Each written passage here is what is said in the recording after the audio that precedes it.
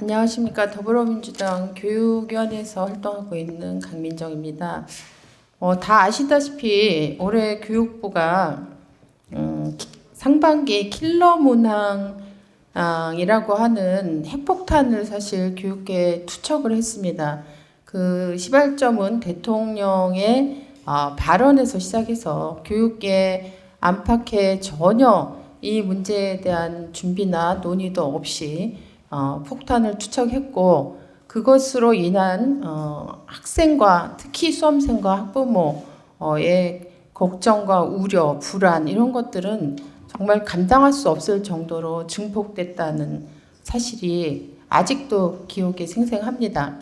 그런데 그 이후에 교육부에서는 이 킬러 문항이 없는 공정수능이라고 하는 개념을 도입을 하면서 공정수능을 위한 수능 체제를 만들겠다 이렇게 공언을 했고, 그것을 위해서 자기네들이 이제 체제를 만들다, 예를 들면 공정수능 자문위원회나 공정수능 점검위원회 이런 기구들을 통해서 앞으로 수능에서 킬러 문항이 나오지 않는 수능의 정착화를 위해서 노력하겠다는 공식적인 발언도 있었습니다. 그럼에도 불구하고 저희가 이번에 9월 6일 날 실시된 9월 모평을 분석한 결과, 사실상 도대체 그 교육부가 생각하고 있는 킬러 문항이 무엇인지에 대해서 근본적인 회의를 갖게 만들고, 또다시 수험생들이 학부모와 수험생들이 이 수능을 목전에 두고 굉장히 커다란 불안감과 걱정을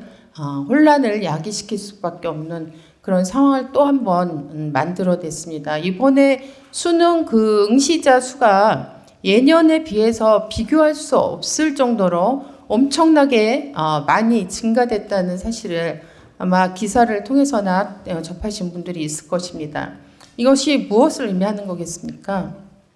학생 수의 거의 25%, 30% 육박하는 추가적인 수능 응시자들이 등장을 한 거죠. 이제 2024년 수능을 앞두고. 그러니까 교육부가 이렇게 킬러 문항이 없는 수능이라고 하는 이런 방향을 제시함으로 인해서 대학교를 다니고 있는 학생들 중에서도 이것이 뭔가 입시의 새로운 기회가 될 거라는 그런 잘못된 시그널을 주고, 이게 이제 수능 응시자의 수를 대폭적으로 증가시키는 예전에 없던 이상한 부작용을 만들어냈습니다. 그러면 올해 고3의 입장에서 수능을 치러야 될 학생들이 져야 될 부담, 이런 것들은 누가 도대체 해결하고 감당할 것인지 교육부와 윤석열 정부에 묻지 않을 수 없습니다.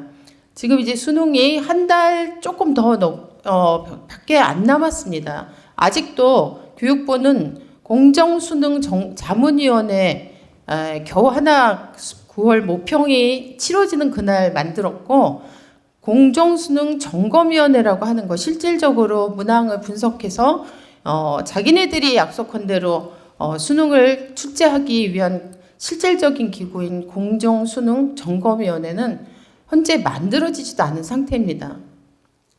이런 상황에서 올해 수능을 앞두고 있는 수험생과 학부모들이 느낄 불안은 제가 생각할 때 공포 수준이 아닐까 싶습니다. 이 모든 과정에 대해서 윤석열 정부는 명확하게 책임 있는 태도와 그다음 방침과 이런 것들 보여줘야 됩니다. 9월 모평을 통해서도 자기네들이 공언했던 것이 허언이 되고 현장의 혼란을 야기하는 또 다른 원인을 제공하고, 이런 교육부를 보고 수험생들과 학부모들이 도대체 어떻게 올 수능을 준비해야 될지 지금 갈피를 못 잡고 있는 이런 상태를 더 이상 방치할 수 없습니다. 교육부는 자신들이 이야기한 킬러 문항 없는 공정수능 명확하게 책임을 져야 할 것입니다. 우리는 앞으로도 수능이 지금 조만간 출제가 진행이 될 텐데, 수능이 치러지는 그날까지 이 문제에 대해서 윤석열 정부와 교육부의 책임 있는 태도를 요청할 생각입니다. 계속 그 언론에서도 관심을 가지고 이것이 단지 지금 어떤 교육계의 한 작은 문제가 아니라는 걸 너무 잘 아실 테니까 같이 좀 관심을 가져주시기를 바랍니다. 감사합니다. 네, 그러면 지금부터 기자회견문을 낭독하겠습니다.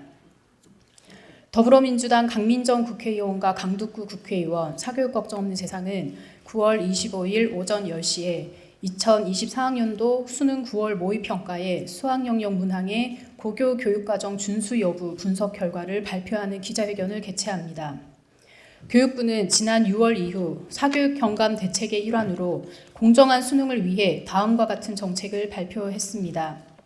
공교육 과정에서 다루지 않는 내용으로 사교육에서 문제풀이 기술을 익히고 반복적으로 훈련한 학생들에게 유리한 소위 킬러 문항을 핀셋으로 제거하겠다. 향후 수능에서 공교육 과정을 벗어난 문항을 확실히 배제하겠다. 현장 교사들을 중심으로 공정수능평가 자문위원회를 운영하겠다. 독립성이 보장되는 공정수능 출제 점검위원회를 신설하고 출제 단계에서 문항을 집중 점검하겠다. 영역별 소위 킬러 문항 사례를 함께 공개하겠다. 그리고 수능 9월 모의평가와 수능 시험에서 EBS 연계율 50%와 간접 연계 방식을 유지하고 또 EBS 연계 문항의 경우에도 킬러 문항 요소가 있다면 출제에서 배제할 것이라고 발표를 했습니다. 이번 수능 9월 모의평가는 이례적으로 시험 직후에 각 영역별의 출제 경향을 발표하는 EBS 언론 브리핑이 진행된 바 있습니다. 이 브리핑을 통해서 각 영역별 변별도 높은 문항, 특히 수학 영역에서는 공통 14번, 공통 22번, 확률과 통계 30번, 미적분 30번, 기하 30번 5개 문항의 출제 경향이 공개되었습니다. 더불어 EBS에서는 지나친 계산을 요구하는 문항, 불필요한 개념으로 실수를 유발하는 문항, 사교육에서 배우는 문제풀이 기술을 익히고 반복적으로 훈련한 학생들에게 유리한 문항, 공교육 과정에서 다루지 않는 내용의 문항, 풀이 시간이 과도하게 오래 걸리는 문항은 모두 배제가 되었다고 발표를 했습니다. 사교육 걱정 없는 세상은 이번 수능 9월 모의평가에서 공교육 과정에서 다루지 않는 내용을 포함하는 킬러 문항이 단 한 문제도 출제되지 않았는지 확인하기 위해서 2024학년도 수능 9월 모의평가 수학 영역 문항의 분석을 진행하였습니다. 이번 분석에는 15명의 현직 교사와 2명의 교육과정 전문가, 대치동 수능 모의평가 문제집 저자 1명, 서울 입시학원 수학 강사 1명, 그리고 수학 전공자 1명이 참여하였으며 9월 8일부터 14일까지 7일에 걸쳐 분석을 진행하였습니다. 분석 기간 종료 후에는 분석 의견을 종합하여 3차례 이상의 내부 검토 회의를 거쳐 과반의 의견을 기준으로 해당 문항의 고교 교육과정 준수 여부를 판정하였습니다. 문항 분석 판정 기준은 교육과정 성취 기준과 평가 기준을 중심으로 하였으며 추가적으로 교육부에서 발행한 이전 교육과정 문서, 교육과정 교수학습 자료와 한국교육과정평가원에서 발행한 선행교육 예방을 위한 각 교과별 안내자료 문서를 참고하여 분석을 진행했습니다. 문항 분석 결과 수능 9월 모의평가 수학 영역에서 출제된 46개의 문항 중에서 7개의 문항이 고교 교육과정의 수준과 범위를 벗어나 출제된 것으로 판정되었습니다. 구체적으로 수학 영역 공통과학 과목 출제 문항 중 5개, 선택 과목 출제 문항 중 2개, 총 7개 문항이 고교 교육과정의 범위와 수준을 벗어나 출제된 것으로 판명되었습니다. 각 문항별 구체적인 사항은 교육과정에서 다루지 않는 수학 기호를 사용한 문항, 교육과정 성취 기준의 범위와 수준을 벗어난 문항, 특정 선택 과목 선택자에게 유리한 문항, 대학과정의 내용이 포함되어 있는 문항, 교육과정에 제시된 평가 방법 및 유의사항을 미준수하고 지나치게 복잡한 계산을 포함하는 문항이 출제되었습니다. 각 문항에 대한 교육과정 미준수 판정 근거는 부침 파일을 참고하기 바랍니다. 소위 킬러 문항은 없지만 준 킬러 문항들이 출제되었다고 합니다. 실제 지난 관행과 같이 정답률이 3% 미만인 문제가 출제되지는 않았을 것이라고 예측합니다. 고무적인 일이죠. 그러나 사교육을 경감시키고 개념 중심의 공교육이 힘을 얻으려면 철저히 교육과정의 수준과 범위 그리고 원리에 입각한 문항 출제가 이루어져야 합니다. 그럼에도 이번 9월 모평은 교육과정을 유의무이한 출제 기준으로 삼았다기보다는 함정에 빠지기 쉬운 문항, 과도한 계산을 요구하는 문항 등 현상적인 문제에 천착하여 특정 유형을 배제한 것으로 보입니다. 사교육을 경감하고 학생들이 해당 학년에 배우는 개념을 원리 중심으로 풀어낼 수 있도록 학습하려면 문항 출제의 기초 단계에서부터 철저하게 교육과정을 기준으로 삼아야 합니다. 특정 유형을 배제하는 것만으로는 사교육의 문제 해킹과 숙련된 문제 풀이 훈련이 수능 성적을 좌우하는 작금의 문제를 해결하기 어렵습니다. 교육과정을 미준수하였는지 판단하려면 수학 문항의 이면, 풀이 과정을 살펴보아야 합니다. 이번 9월 모평 출제를 검토해보면 문항의 형식은 교육과정의 범위를 벗어나지 않으려는 노력을 했지만 실제 그 문항을 풀어내는 기술은 교육과정의 성취 기준과 공교육의 교과서에 어디에서도 볼 수 없는 문제들이 출제되었기 때문에 교육과정의 범위와 수준을 벗어난 것이라고 분석하였습니다. 예를 들어 지금 보인 공통문항 10번 문항은 3차 함수 식을 찾아 주어진 함수의 값을 구하는 문제로 본 문제는 3차 함수에 대한 접선의 공식을 이용하던가 미지수가 3개인 연립 1차 방정식을 이용하여 해결할 수 있습니다. 하지만 3차 함수에 대한 접선 공식은 공교육 과정에서 다루는 내용이 아니며 사교육에서만 배울 수 있는 공식에 해당합니다. 이런 공식을 알면 문제를 보다 더 쉽고 빠르게 풀 수 있어서 공식을 아는 학생에게 유리한 문항입니다. 또한 본 문제를 미지수가 3개인 연립 1차 방정식을 이용하여 해결할 수도 있지만 미지수가 3개인 연립 1차 방정식은 현 교육과정에서 삭제된 내용입니다.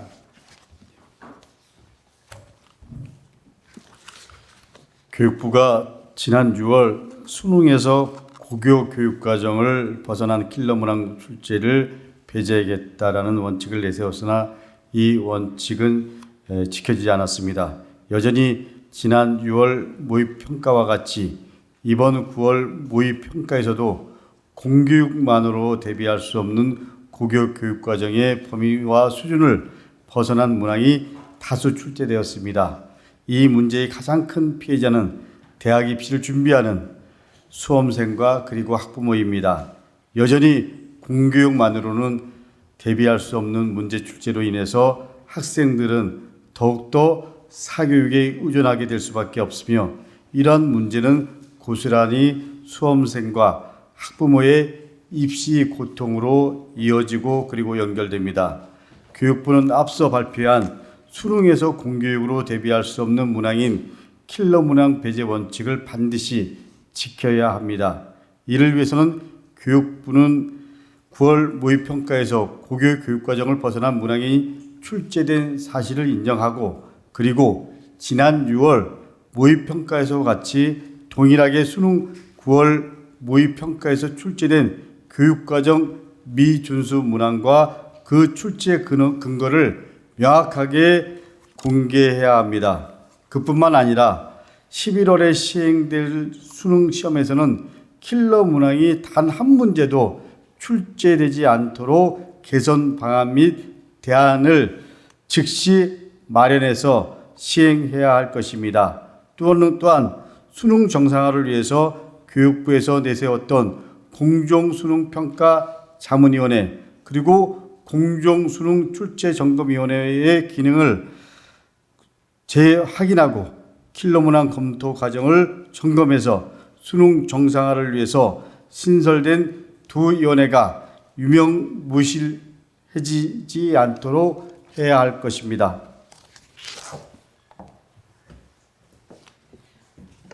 평가원 또한 사교육을 받지 않거나 수능 기출 문제를 반복, 숙달하지 않아도 수험생이 수능 시험 문제를 푸는데 아무런 지장이 없도록 수능 시험 출제 과정을 전면 재검토해야 합니다. 수험생이 수능 시험을 대비하는 데 있어서 더 이상 사교육에 의존하지 않고 공교육만으로 충분히 대비하는 데 어려움이 없도록 특정 과목의 선택자가 유리한 문항, 기출 문제의 반복 숙달, 공식만 알아도 해결 가능한 문제 등의 출제 패습을 과감히 버려야 합니다. 사교육에 의존하지 않고도 공교육만으로 충분히 대비 가능한 수능 시험이 되는 방향으로 나아가야 합니다. 이를 위해서는 수능 시험에 출제되는 모든 문제가 고교 교육과정에 포함된 내용을 구성되며 수능 출제 유형 구성과 출제 방식을 재검토하여 출제의 방향성을 전면 개혁해야 합니다. 현재 수능은 선행교육규제법 적용 대상이 아닙니다. 수능 시험에서 계속적으로 고교 교육과정의 수준과 범위를 벗어난 킬러 문항이 출제되는 것을 방지하기 위해서는 수능 시험을 선행교육규제법의 적용 대상에 포함시키는 선행교육규제법 개정안이 조속히 통과되어야 합니다. 국회는 수능 킬러 문항으로 인해 생기는 수험생과 학부모의 피해를 막을 수 있는 법적, 제도적 안전장치를 마련하는데 수당적인 협력을 해줄 것을 촉구합니다. 이를 위해서라면 사교육 걱정 대상도 지원과 협력을 아끼지 않을 것입니다. 2023년 9월 25일 강민정 국회의원, 강두구 국회의원 사교육 걱정 대상. 네, 다음으로는 저희 수능 모의고사 문제지 저자이신 문호진 선생님을 모시고 발언을 듣도록 하겠습니다.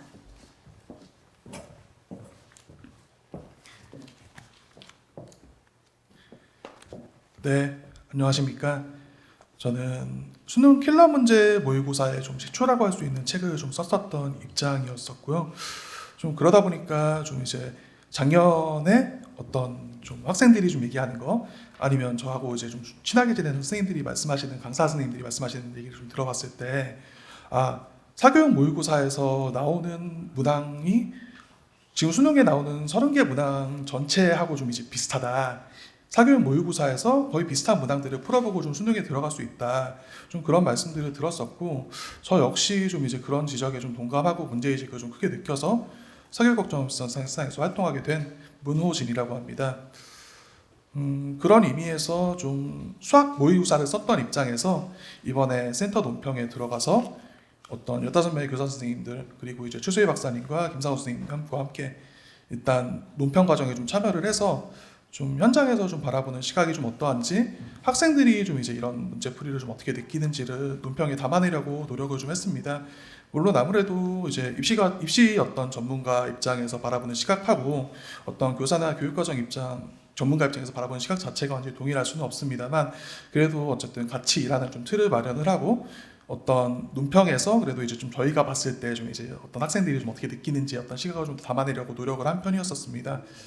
네, 일단 그런 관점에서 좀 바라봤을 때 이번 9월 모의평가 문항은 사실 작년 수능에 비해서 사실 관성적인 어떤 사교육 문제풀이가 통한다는 점에서 확실히 개선된 측면은 있었다고 생각을 합니다.